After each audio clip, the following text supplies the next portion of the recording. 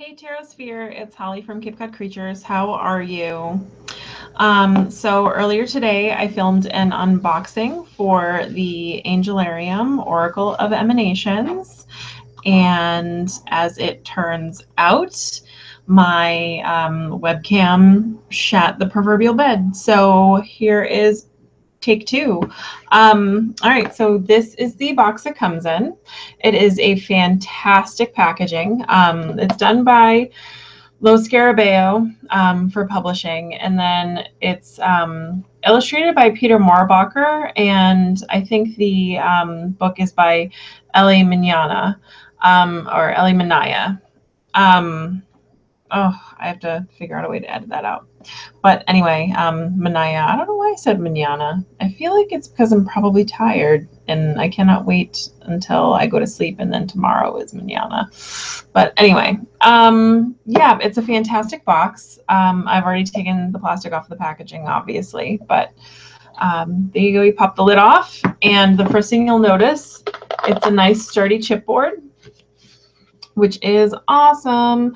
I love when boxes are made to protect the decks that they are containing. So we got a nice sturdy chipboard, and the inside of the box is, you know, it's been finished in black.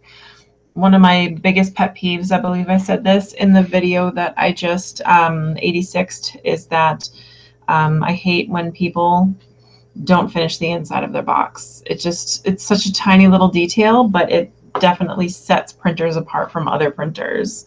Okay, so you open the box, and this is the first thing you see is the little booklet, and then of course a little ribbon to help you get everything out of the packaging. I love when they include that little ribbon.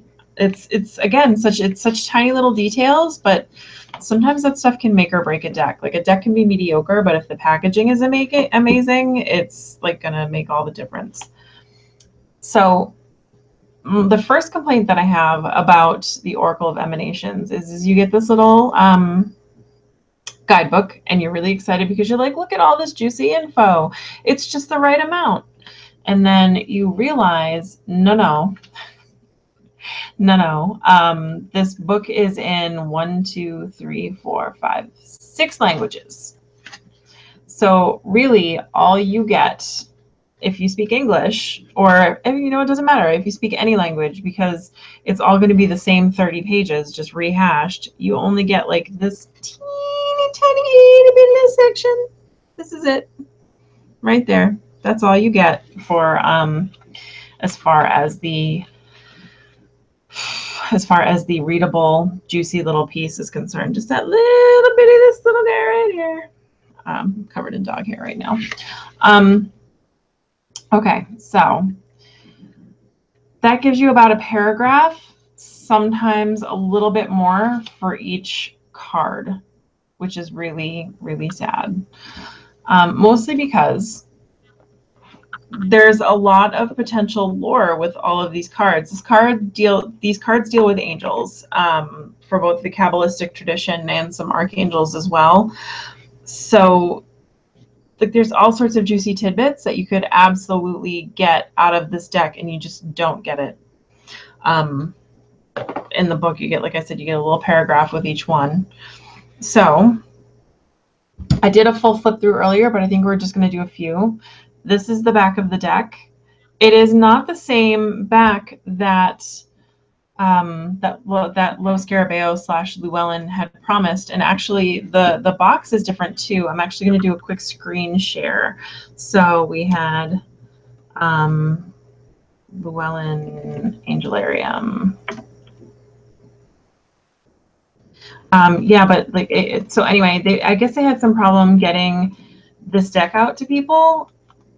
I had ordered mine in March. It said there and yeah, I ordered mine back in March. It said that the release date would be in May, and you know, it would be, you know, it would be out in May, and here we are. It's August. I've only had mine for like a week now. It took me a week to kind of get in there and get it ready, but to get in there, like, take a look at it and all that good stuff. But yeah, well, you know what? I'm not going to do the screen share. Sorry, that was the original plan, but it's proving to be more annoying than I had originally thought. So Anyway, this isn't the backing that they had originally promised. If you go on Llewellyn's website, which I will link in the doobly, you'll see it's completely different. It's not a bad backing, certainly, but it's not the one that like, oh, that's really pretty, I totally want that. Okay, so it's 33 cards. The stock is amazing, I will give it that. I wish it was a little less glossy, but it's your typical low Scarabeo stock, maybe a little glossier than that. You know, it glides really nicely, fans really well, shuffles really well. So you've got, like I said, 33. There's not that many to shuffle. I wouldn't recommend this deck for a big spread. I think maybe like 3-4 cards at most is perfect for a 36. Because I mean, think about 3 cards is like 1/10 of the deck. So you only want to pull like 1 or 2 for contemplation. Like I said, shuffles really well. And the images. I've been following Angelarium for a little while now, and Peter Moorbacher's work is amazing. When I think of angels or celestial beings beyond the, you know, beyond the confines of time and space, like they're outside of just about anything. Like I do not think of like perfect, pretty, you know, marble chiseled, you know, David-esque statues that are just so like soft and wonderful. I don't see or think of that when I think of angels. I think of, I believe the way I put it on Simon's review was I would imagine like beautiful abominations, like, you know, creatures that are just so gorgeous, but also terrifying and like just so different from what we would envision as a being. So that is exactly what you get with Peter Moorbacher's Angelarium characters. Like, look at these. They're amazing and beautiful and terrifying and just so different and interesting. I would expect nothing less. Dot is actually one of my favorites. In the original piece of artwork, his arms actually extend out and up. It's like they have no bones. They form like this perfect, almost like cup, this perfect cup shape. And I wish they had figured out a way to get that into this deck, but I understand that they probably had to cut some of the images out. This is Azrael, the Angel of Death. This is the only one that gave me a moment of contemplation. Are you going to focus for me? My camera's not going to focus for me. Watch. There we go. This is the only one that gave me a little bit of pause. This is the Angel of Death. And while he is absolutely beautiful, he is also terrifying. But think about it. If you are tasked with convincing people to go with you to the other side, would it behoove you to be this scary, like terrifying figure with several arms and eyeballs and like Cthulhu beard? Or or would it be better if you were perhaps, like I was, you know, waxing poetic earlier, like would it be better if you were perhaps a little more classically figured? Like would it help if you were perhaps a little more pretty? Like I hate to use the word pretty because I'm not sure that's exactly what I mean, but you know, I don't know about you, but if I was like a soul that was like, I'm crossing over to the other side now and somebody please come and help me, and this guy showed up, I'd be like, oh, stranger danger, no. Like I would be like, absolutely not. I am not, I mean, like I am not getting in your van. You cannot make me.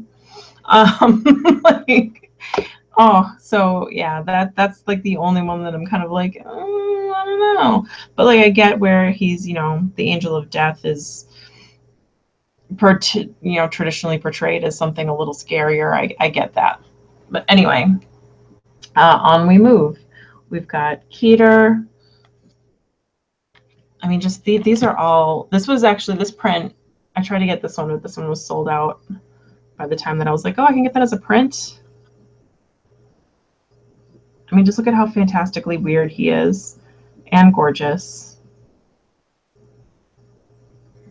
I also enjoy, I had pointed it out in a different one, but these are all very, these figures are all very androgynous, you guys, by the way, which is really nice. So you can kind of use your imagination as to, like, is that a man? Is that a woman? Is that something completely different? I like how they're androgynous. You know, for those that don't like gendered decks, it's very easy to put yourself into the shoes of these otherworldly creatures. But the ones that are supposed to be a little more feminine than others, and this one is probably the best example of it, is really, this is like probably really stupid, but usually in the decks where you have like gods and goddesses, they're all wearing ridiculous shoes. She's wearing ballet flats. Like, I really appreciate that Peter Moorbacher didn't take his ladies and stick them in ridiculous heels, because they've got more going on. They've got more important shit to do than wear ridiculous shoes. So like the Angel of the Night, she's, take a look at her feet. Look at those. No heels at all. Those are like slip-on flats. She can like get out there and do some stuff. Doesn't have to worry about breaking an ankle while she does. So yes, anyway, like I said, this guy doesn't even have a head. He's got a bowl of fire for a head. He's just amazing. Like, this whole deck is fantastic. Now, the one other complaint that I would have for it, just so I don't sound like I'm totally fangirling on the art alone, I mean, this deck is loaded with lots of symbolism. You don't necessarily need keywords, but it is an oracle deck. And for people who are not familiar with Peter Moorbacher's work already, who are just using this as an oracle deck, they've, you know, again, no experience with, like I said, no experience with Angelarium at all, and they just, oh, this could be just a deck of angels. I like working with angels, and they have no idea what they're getting into. For them, I think it would have been, it would have behooved the deck creator, who I believe it was Ellie who edited it together. So on the angels that represent the Kabbalistic tree of life, they all have the titles for the different, I call them nodes, like the circles on the tree of life. And if you're not familiar with it, you should look it up and take a peek, and you'll kind of understand what I mean, like the different stations on the tree. You know, like the right leg is endurance, the right eye is wisdom, yada yada. But then you get to the archangels and like the other seraphs, and he's just like, okay, he's Gabriel, angel of the heralds. So, all right, Archangel Gabriel, angel of the heralds, you can assume maybe that means a little bit of news coming your way, but it would really be nice to also have like maybe a keyword or like a little key phrase at the bottom of the card. Just for those that, I mean, again, I also complained earlier about having like tiny little sections for each of the cards, but I mean, if you're gonna have tiny little sections, tiny little keywords at the bottom of the card might be nice. Okay, so anyway, oh, and the last little like little nitpicky thing that I would have to say about this book is, it would have been amazing, because there are some slightly obscure angel names in here. If you're not somebody that, you know, studies angels and Kabbalah and, you know, old Christian lore, it would have been really nice to have put pronunciation keys in this book. If nothing else, a pronunciation key, like, it wouldn't have taken up any extra room. You could put it like right underneath the angel, right underneath the angel's name and little things, or you can put it at the beginning, like they do at the beginning of the definitions of words, but something to help you to pronounce some of these names, because some of them are really they're really obscure, like Sahakiel, Hazmed, Shelgiel, I think is how you pronounce that one. Like, see, I had trouble in my original video with this, so hopefully that is something they'll be able to fix in the future. Anywho, we're going to do a 1-card draw with this deck. Had a pretty decent draw earlier. Oh, the one thing that I did like about the book, You know, let's focus on the positive. Like the pages are really nice. They're kind of like that waxy, glossy feel. I mean, the deck will definitely hold up to some use, and I feel like you're probably going to get it. All right, so at the bottom of each entry, I don't know if I can get this to focus for you guys. All right, so at the bottom of each entry, they have signs that the angel is kicking around. So for Kushiel, I think is how that's pronounced, signs would be a spear, a shaft of light, or a raven. So that's kind of neat that they give you that. So that way, if you want to tap into that angel's energy and try and work with that angel on the regular, I know there are people who like to do some light working with angels. You know, you can pull the card, focus on the angel in meditation, and then they give you signs to focus on for either in your meditation or from day-to-day life. So you can look for those synchronicities if you want. All right, so let's go ahead and pull our card. So yeah, I mean, overall, I'm gonna give the deck an A-. I do love Angelarium. I love Peter Moorbacher's work. I actually wound up getting the he has a set of collector's cards, almost like Pokemon, but not really, like baseball cards, but with angels on them. So I wound up ordering that. It's a front and back, so that way, like, it's a double-sided deck. It's the artwork on one side and a description on the back of the card. So if it looks like it's going to be the same descriptions as in the book, I'll probably wind up using that deck a little bit more because there's 50 of them, because it includes his expanded angelic choirs, I should say. All right, so anywho, let's go ahead and pull a card. We'll do just a general energy reading for us. And you know what? That card wanted to be here. It fought to be here. So let's go ahead and take a look at it. Okay. And it is Israfel, the angel of song.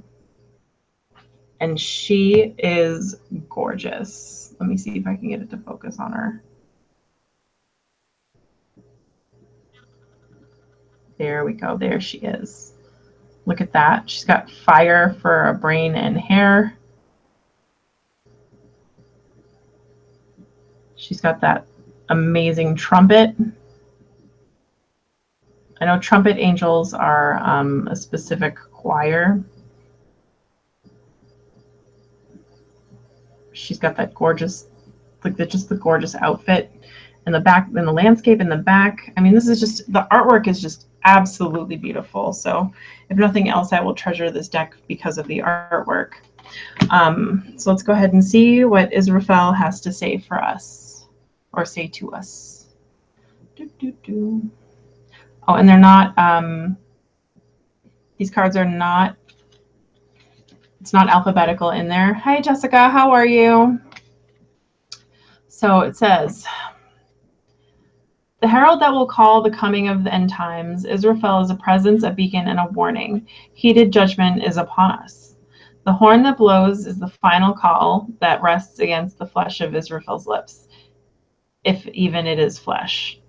And see, this book is written in kind of like fluffy language, I would say. I'm not a fan. So Israfel is both melody and the cacophony of existence. Songs can be soft and warm, especially when they end. Under this... Wow, that's not a very... If somebody's telling you that your song is soft and warm when it ends, it is not a compliment. Under the serene score of creation, the danger of total destruction is hidden. Beyond that destruction may be a new beginning. You must consider the implications of your actions seriously. Choose your steps wisely as you dance upon the cinder-soft earth. Signs that she's kicking around would be a horn, the setting sun, or a flame.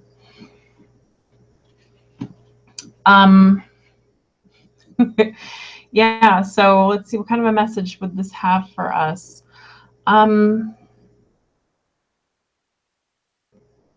don't know, maybe because I did focus a little bit on the tone. I like the idea of songs can either be amazing or a cacophony of noise.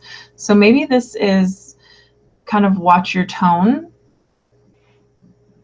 because if you do not learn how to communicate what you have to say, and especially these days, if you do not communicate well, and if you do not communicate in a tone that others can sympathize or empathize with, or shows that you have sympathy or empathy for others, you're going to get shut down real fast. So I think she's telling us, you know, we can decide whether we want our songs to be beautiful or whether we want our songs to be just a whole lot of noise. Yeah, it's a beautiful card. So hopefully, I don't know, that seems like the right message to us. Like I'm not feeling it like, no, maybe a little bit, Jessica, like the judgment card, or like the judgment card I feel like is more like decisions. This is kind of, you've already figured out what you wanted to say. You just have to figure out how you want to say it, if that makes sense at all. You know, like you've already made the decision. You just gotta figure out how to communicate that decision. So I hope that made sense. Did that advice. And I hope that the video is much better than it was for the last time I did this, which was earlier today. So yeah, I think I'm gonna wrap it up. Unless Jessica, would you like me to pull you an Angelarium card for the evening? Jessica's on and watching, so she gets to get a special pull if she wants one. So yeah, I don't know. It's a beautiful deck. A couple of little tweaks would have made it an absolutely perfect deck. But in the meantime, we're going to give it an A-, which I think is good. So Jessica, card? No? We're going to stick with, or otherwise we'll stick with the one that we just read. So anyway, all right, guys, I'm going to call it a night. You have a wonderful evening. Yeah, what does?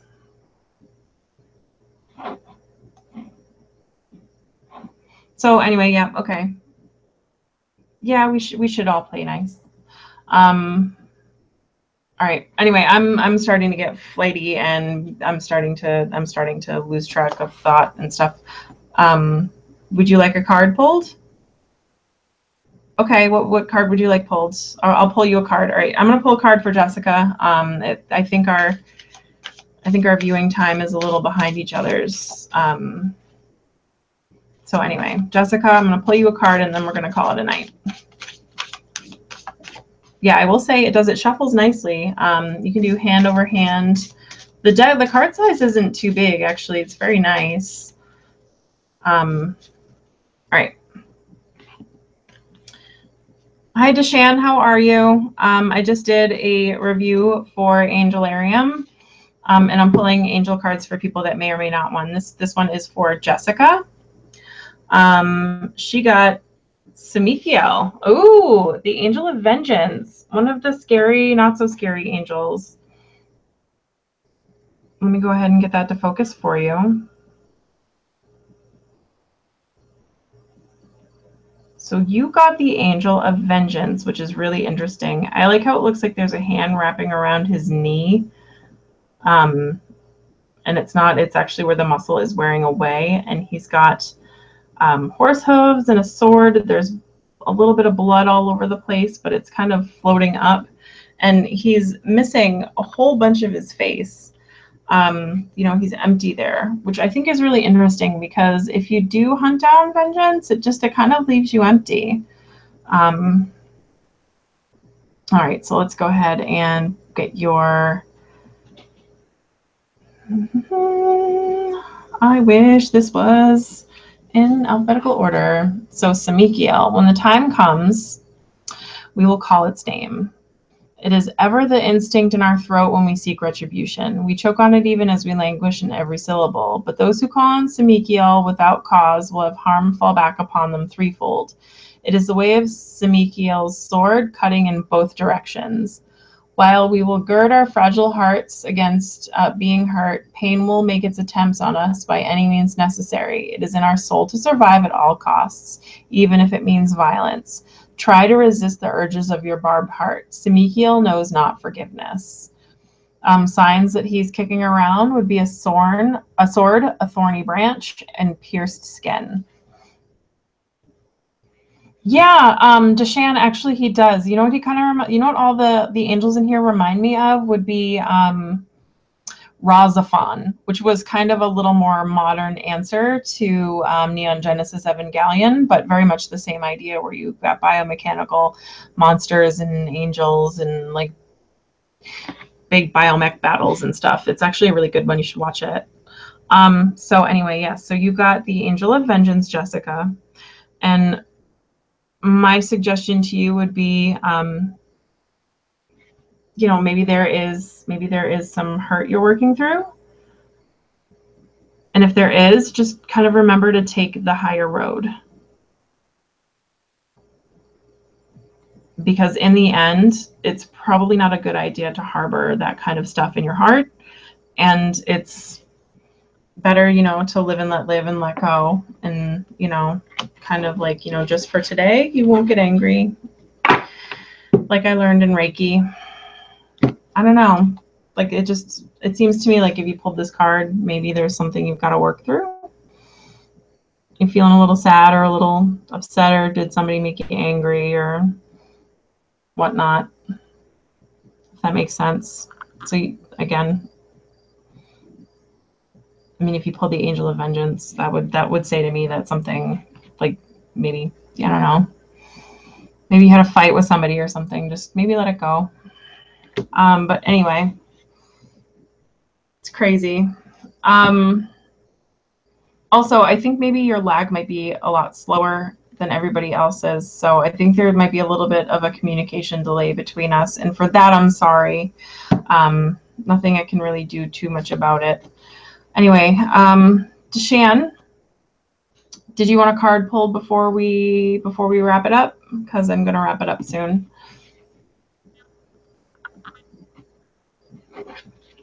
Oh, Carrie was on. Carrie, I'm sorry that you couldn't stay. It was awesome that you popped on for us. But yeah, no, this deck is absolutely gorgeous. All right, let's pull you an angel card. Keep in mind, I haven't worked with this deck before, and apparently it's going to be like crazy wonky.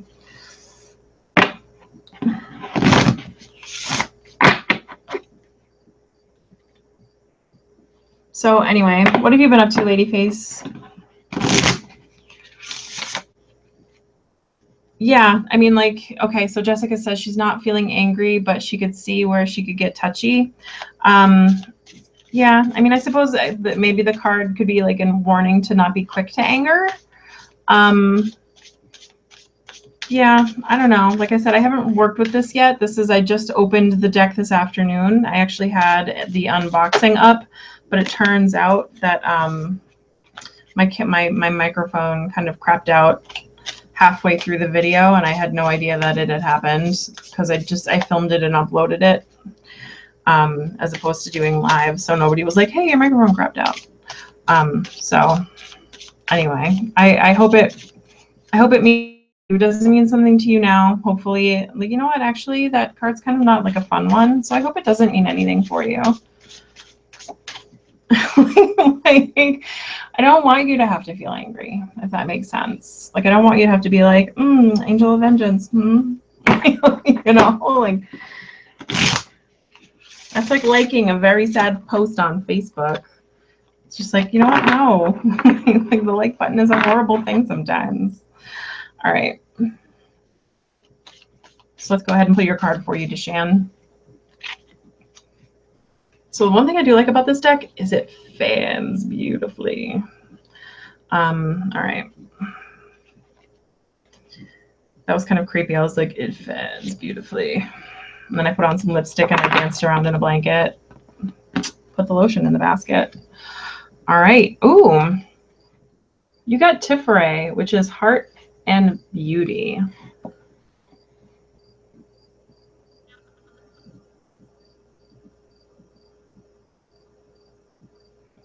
I love that little pearl in the center of his being where it's being reached for, but I also enjoy how the rest of him is not very beautiful at all. He's kind of crumbling and falling apart, and almost like he's trying to keep himself together. He very much reminds me of what is it? Death Becomes Her. where they're like spray painting and duct taping like crazy. And meanwhile, Bruce Willis has moved on and had a family and had done ridiculous things like, you know, climbing Mount Everest and running marathons and whatnot. And also, if you take a look around him, the scenery isn't very beautiful either. Like maybe it once was, but again, it's crumbling, but it looks like there's something there in the middle that he's reaching for. So let's go ahead and read about Tiferet. Okay, so it's the 6th emanation. So this is from the Kabbalistic Tree of Life. And I will go ahead and say that I don't know much about Kabbalah. If you do, yeah, he aged and moved on, and then like they aged in another not so good crumbly way. We're talking about Death Becomes Her, you guys, for those just joining us. So Tiferet, the heart and the beauty, the 6th emanation, the temperate force that allows the rest of the emanations to coexist in beautiful harmony. Tiferet is without extremes or absolutes. As each other aspect rages around him, he neither yields nor resists. He is the equilibrium that exists between those forces. He is the guiding hand that braces against the many aspects of the tree to gracefully bring them toward one another. The yellow orb brings balance to the universe. Apparently on the Kabbalistic Tree of Life, Tiferet is yellow. It says, forming the midpoint between Keter and Malkuth, he defines the pillar of balance. At the glowing center of the tree, in the midpoint between all its relationships, he distributes energy from each emanation back across its path. It's a careful balancing act incorporating such extreme opposites, but this is the nature of the tree as a whole. Tiferet mirrors the structure of the tree, existing as a microcosm of the whole. He can be found in art, health, and community. So there's so much, not signs, but like where you can go to find him. So anyway, I suppose as a message for you, it would be careful not to get lost in the balancing act. You know, like this guy, if you look at his expression, it's kind of very zombie-like. Some would say peaceful and serene, but it's almost like he's got so much going on, he's forgotten who he is, and he's forgotten to take care of himself. So, you know, like in his trying to work so hard and do everything all at once, everything is just kind of like fallen into decay around him because he's so busy taking care of everything else. He's so busy being that support system. So yeah, if I were you, I would maybe implement a little bit of self-care. But also without, like, it shouldn't be the kind of self-care that focuses only on the aesthetic, you know, that focuses only on outward appearances. I'm thinking it's more of a in here kind of a self-care. And like I do get kind of like that sense of like, yeah, he's supposed to be about beauty and balance, but like he's falling apart and he just needs a vacation. Even though you didn't just have you had a work trip or something, but it was kind of like a little vacation. But yeah, that's like a little more spiritual self-care. All right, so with that, I hope it resonates. Also, you should watch Death Becomes Her because it's an amazing movie and we love it, and this card just gave you permission to do so. I mean, I saw it in there, didn't you? This card might as well just have the caption, watch Death Becomes Her on it. God, those movies were also good. Also, Bruce Willis hasn't been in enough things lately. All right, so I'm going to call it a night with that. And hopefully this video translates well this time around as far as uploading is concerned. So thank you very much, Tarosphere. Thank you, Jessica, and thank you, Deshan. And Jessica is right. The art does give you a lot to go on with this Oracle deck. So those who aren't familiar with Peter Moorbacher's work, or those who aren't familiar with the angelic realms, I'm going to call it, do not be afraid of it. it is very, I was intimidated. Like I've been following Peter on Instagram for this side of forever, I think. And even when I opened this, I was like, oh shit, I am in over my head. But just my experience with the few cards so far that I have looked at is, you know, Jessica is right. The art does give you quite a bit to go off of. In worst case scenario, you can always get that easily removable tape and do a couple of keywords on the cards until you figure it out. All right. So anyway, thank you guys. Have a wonderful evening, and I will see you tomorrow for my For Reals live chat. Night, Tarosphere.